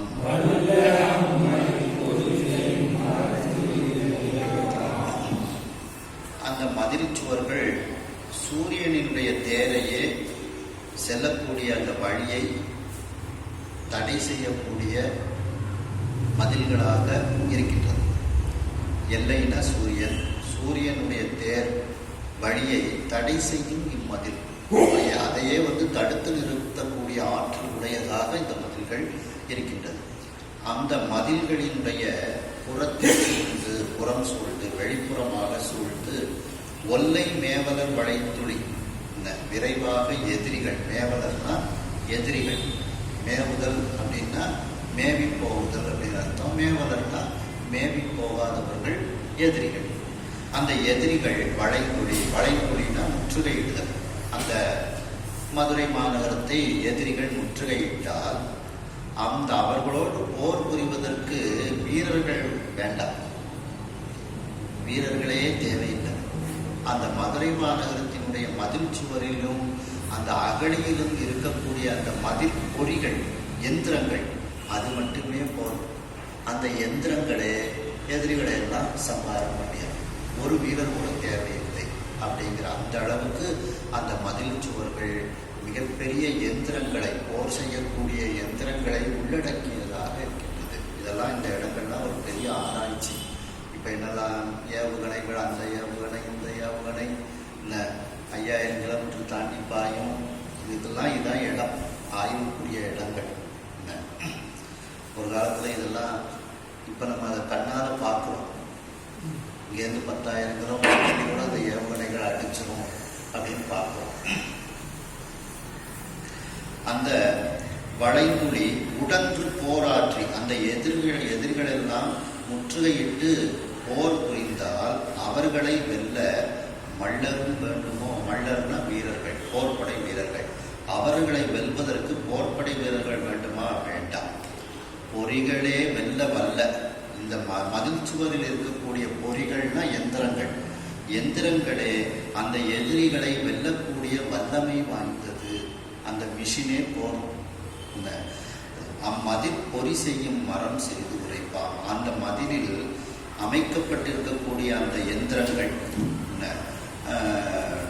அவைகள் செய்யக்கூடிய அந்த வீர செயல்களை பற்றி சிறிது இதில் சொல்லப் போகின்றேன் அப்படின்ட்டு அந்த மதிலில் இருக்கக்கூடிய அந்த ஏவுகணைகள், டாங்கிகள், பீரங்கி இதுகள்லாம் எப்படி இருக்கு அப்படிங்கிறத பற்றி நான் சொல்ல போறேன் அப்படின்னு சொல்றாங்க. மதிப்பொறிகள் மழுக்கள் வீசுவன நஞ்சி பூசுமுனை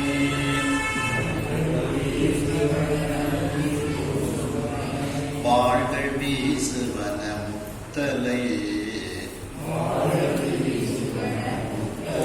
கழுக்கள் வீசுவன குந்தம் நேமியரி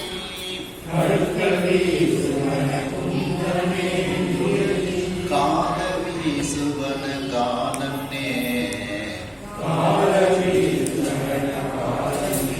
எழுக்கள் வீசுவன கப்பணங்கள் விடம்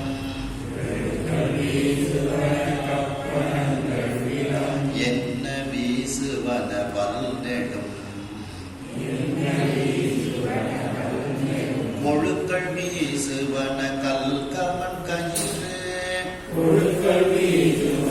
கல்கமன் கயிறு ஓத்து வீசுவன ஆத்து அரோ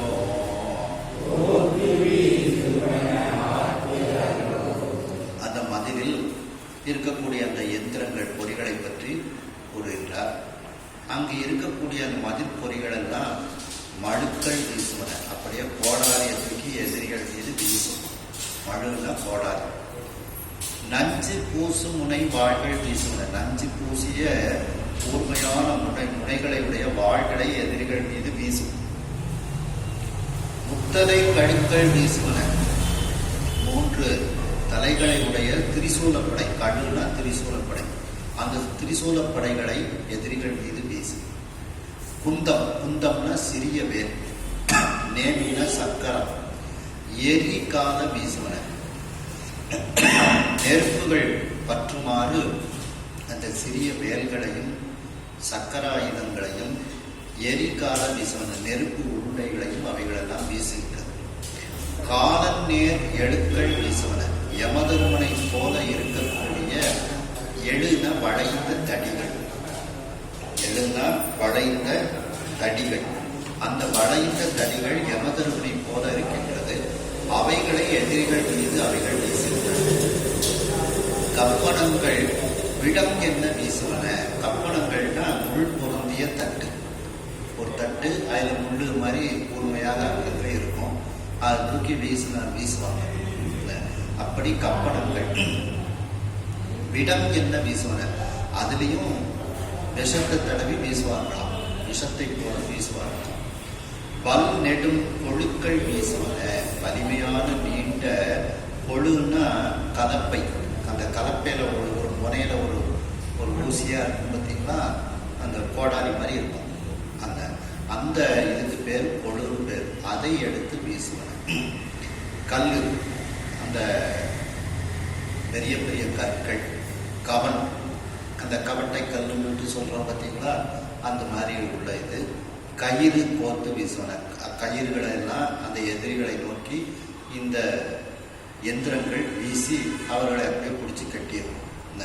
இப்படிப்பட்ட ஒரு எந்திரங்கள் எல்லாம் அங்கே அமைக்கப்பட்டு இருக்கின்றன. நஞ்சு பில்கு துளை வாழையிற்று அளவு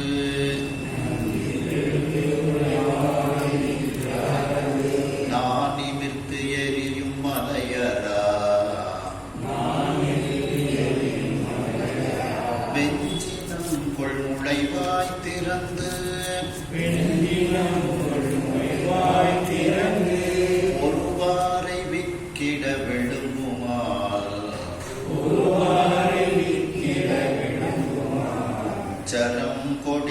முச்சலம் வீசியதே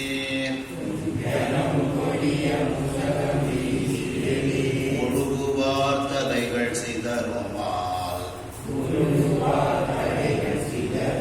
அஞ்சு வெம்பொறி விசைப்பினும் கடுகே அடுப்புலி பொறி அமுக்குமால். எந்த புராணம் எடுத்துக்கிட்டாலும் இந்த மாதிரி இது பூரா இருக்கும் புராணத்துல.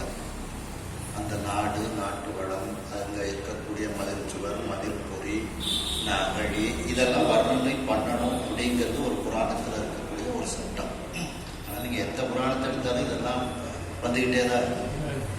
அது கொஞ்சம் வித்தியாசமா இருக்கும், அவ்வளவுதான். நஞ்சு பில்கு துளை வாழையற்று அரபு நாணி வென்று எறியும். ஒரு பாம்பு மாதிரி ஒரு எந்திரம் இருக்கு.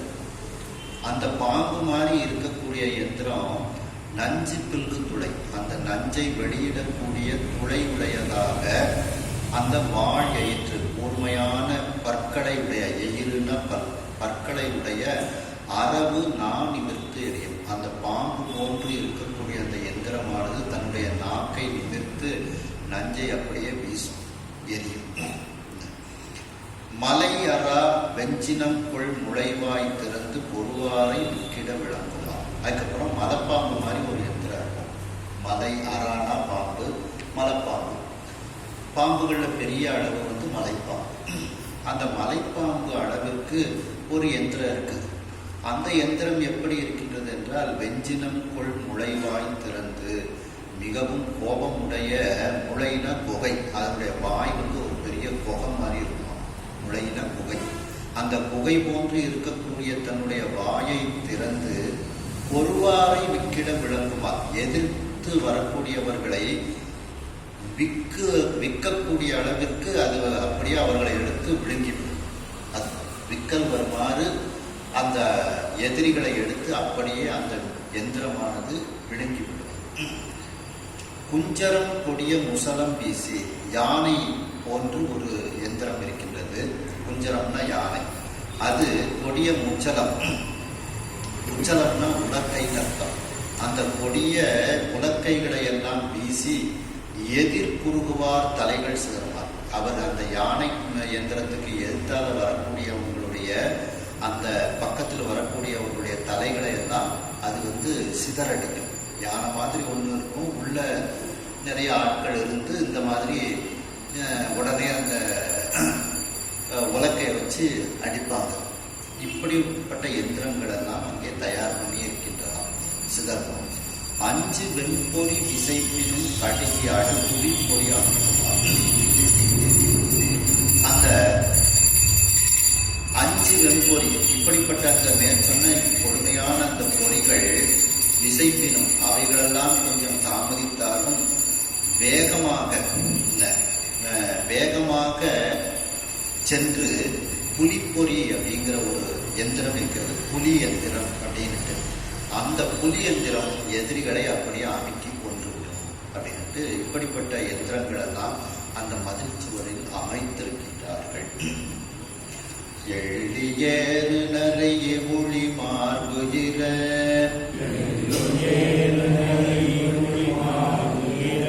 எரிந்து கொண்டு அகடி இடைவிட தள்ளி மீடும் உள்கல் இருப்பும் உடை தந்து வீசி உடல் சிந்துமால் கொள்ளிவாய் அலகை வாய் திறந்து கடல் கொப்புளிப்ப உடல் குப்புற துள்ளி ஆடுவன கைகள் கொட்டுவன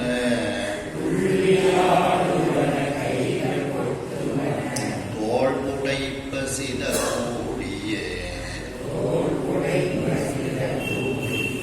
சரி, இந்த மதிச்சுவர் என்ன பெரிய பிரமாதமா, இதில் நம்ம எதிரிகள்லாம் ஏறிடலாம் அப்படின்னு ஒரு பரிகாசம் செய்து கொண்டு இந்த மதில் சுவரில் யாராவது ஏறுதாங்க அதான் எள்ளியர் வரை பரிகாசம் செய்து கொண்டு அந்த மதிப்புரையினுடைய வலிமையை தெரியாமல் யாராவது அந்த மதிச்சோர்ல ஏறினாங்க அப்படின்னா குதிரை எந்திரம்னு ஒரு எந்திரம் வச்சிருக்காங்க. யூடின்னா குதிரை இல்லை. அந்த குதிரை போன்று எந்திரம் நேரே அந்த ஏறக்கூடிய மார்பை நோக்கி மிதிக்கும். அந்த மார்பு இறை எறிந்து மார்பு அப்படியே பிஞ்சு போகுற மாதிரி உதச்சு விட்டுரும். உதச்ச உடனே அவன் நேரியா அகழிக்குள்ளதான் விடுவான். மதிச்சவர்லேருந்து அடுத்த இது என்னது அகழிதான். மார்பு இறை எரிந்து மார்புகளெல்லாம் இற்று போகுமாறு ஒரு உத கொடுத்த உடனே அவன் குண்டு அகழி இடைவிட மிக ஆழமாக இருக்கக்கூடிய அந்த அகழிக்குள்ள கீழே விடுமாறு தள்ளி விட்டுவிடும். அகழிக்குள்ள விழுந்தாச்சுன்னா முதல்ல காத்துக்கிட்டு இருக்கும். அந்த முதலைகள்லாம் சாப்பிட்டு விடும், தள்ளி வீழும். அடுத்து உருண்ட கற்கள், இரும்பு முளை, இரும்பால் செய்யப்பட்ட அந்த ஆயுதங்கள், இதையெல்லாம் தந்துன்னா அரிக்கயிறு. அரிக்கயிறுன்னா அந்த கைத்த மேல பட்டாலே காயம். அப்படி அந்த கைத்துல பார்க்க கயிறு மாதிரி இருக்கும். ஆனா அது இந்த ஒரு மாதிரி நம்ம இதை எடுத்துக்கலாம். இந்த எலக்ட்ரிக்கல் கம்பி இருக்கு பார்த்தீங்களா, அது மாதிரி அந்த இதில் சில கயிறு மாதிரி இருக்கும். ஆனால் மேலே பட்டுச்சுன்னா கீசி இருக்கும். அப்படி அந்த அரிக்கயிறு, தந்துன்னு அரிக்கயிறு, அவைகளை எல்லாம் வீசி உடல் சுத்தமா அந்த உருண்ட கற்கள், இரும்பால் செய்யப்பட்ட அந்த ஆயுதங்கள், அந்த கயிறுகள், இதையெல்லாம் அந்த எதிரிகள் மீது அவர் வீசி அந்த அவர்களுடைய உடலை துண்டு துண்டாக ஆக்கிவிடும். மேலும் கொள்ளிவாய் பிசாசு போல சில யந்திரங்கள் இருக்கின்றது. இது எதிரிகள் வந்தால் உடனே நெருப்பு அப்படியே தப்புமா. அந்த மிஷின்ல இருந்து நெருப்பு வெளியில வரும். இந்த கொள்ளிவாய் அலகை, கொள்ளிவாயுடைய அலகைனா பேய். அந்த பேய் போன்று அமைப்பில் இருக்கக்கூடிய ஒரு எந்திரமானது இவங்களுக்கு அது இது என்னது அப்படின்னு சிந்திக்க கூட நேரம் இருக்காது எதிரிகளுக்கு. அது உடனே அது வேலையை காமிச்சிடும் அந்த எந்திரம். அது தன்னுடைய வாயை திறந்து கனல் கொப்புளிப்ப, அது நெருப்பை கொப்புளிக்கிறது தான். உடல் குப்புற துள்ளி ஆடுவன, அந்த எதிரிகளினுடைய உடலை கீழே தள்ளி அந்த உடல்களின் மேல் நின்று இந்த கொள்ளிவாய் பிசாசு மாதிரி இருக்கக்கூடிய எந்திரங்கள்லாம் ஆட ஆரம்பிக்கும். இன்னும் சில கூழினாலும் பேய் தான். அந்த இன்னும் சில பேய் போன்ற அமைப்பில் இருக்கக்கூடிய எந்திரங்கள் அந்த எதிரிகளை கீழே தள்ளி கைகள் கொட்டுவன, தோல் குறைப்பு சில கூழியை கையை கொட்டி கொண்டு அவர்களுடைய தோளை அடித்து உடைத்து விடும் பேய் போன்ற அமைப்பில் இருக்கக்கூடிய அந்த எந்திரங்கள். துவக்கு சங்கிலி எரிந்து இழுக்கும் அரி,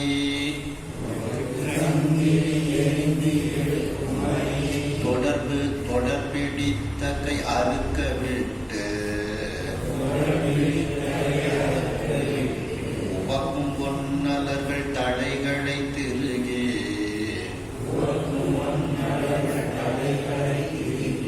உடல் நெருக்கும் மரநிலைகளால் கவி கொழுந்தழல் கொழுத்தி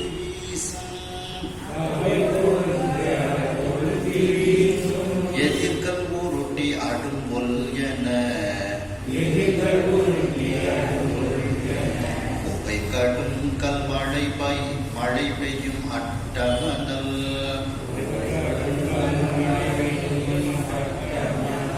ஒட்டும் மேவலர்கள் கிட்டவே. அதுல மேலவர்கள்னு இருக்கு, அது மேவலர்கள்னு திருத்திக்கங்க. அந்த மேவலர்கள் கிட்டவே, மேவலர்கள்னா எதிரிகள். அந்த எதிரிகள் பக்கத்தில் இருந்தால் இன்னும் அங்கு இருக்கக்கூடிய அந்த எந்திரங்கள் என்ன செய்யும் என்றால் துவக்கு சங்கிலி எரிந்து இழுக்கும். கட்டக்கூடிய அந்த சங்கிலிகளை எல்லாம் அந்த எதிரிகள் மீது எரிந்து அவர்களை அப்படியே பிடிச்சி இழுத்து கீழே பக்கத்துல கொண்டு வந்து விடும். அரி தொடர் பிடித்த கை அறுக்க விட்டு உவக்கும்.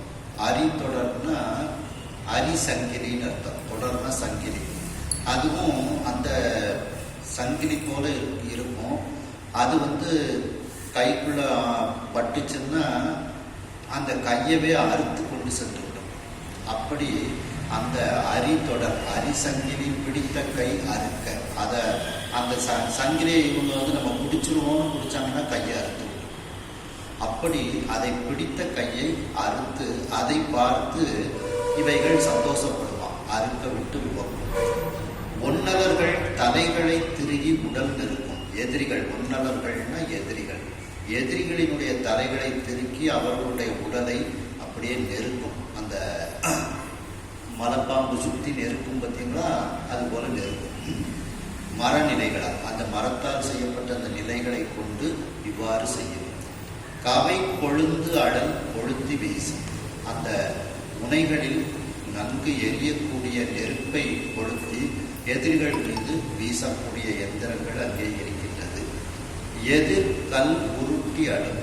அந்த எதிரிகள் மீது கல்லை உருட்டி அவர்களை மீது கல்லை எய்து அவர்களை கொள்ளும். ஒல் என குவை கடும் கல்மழை பெய்யும். ஒல் என்ற சப்தத்தோடு அந்த குவைனா குவியல்னு அர்த்தம், பொற்குவை அப்படின்னா பொற்குவியல்னு அர்த்தம். அப்போ ஒரு கல்லை எடுத்து ஒருத்தர் மேலே எரிஞ்சான்னா கொஞ்சம் அந்த கல் வரக்கூடிய திசையை பார்த்து கொஞ்சம் ஒதுங்கிக்கிடலாம். அதுவாட்டு கல் மழையா பொழிஞ்சுன்னு அவன் எங்கேருந்து தப்பிக்க முடியும். அதுதான் சொல்றாரு. ஒல் என விரைவாக அவன் சிந்திப்பதற்கே இடம் கொடுக்காமல் வேகமாக குவை கடும் கல்மழை பெய்யும். கல் மழை அப்படியே குவியல் குவியலாக அந்த எதிர்கள் மீது பெய்ய வைக்கும். அட்டமணல் கொட்டும். அட்டமணல்னா வறுத்தெடுத்த சுடுமணல், சுட்டுக்கிட்டே இருக்கும் அந்த மணல். இந்த வேர்க்கடலையை சுடுவாங்க பார்த்தீங்களா, ஒரு மணலை போட்டு அப்படியே ஊற்றிக்கிட்டே இருப்பாங்க.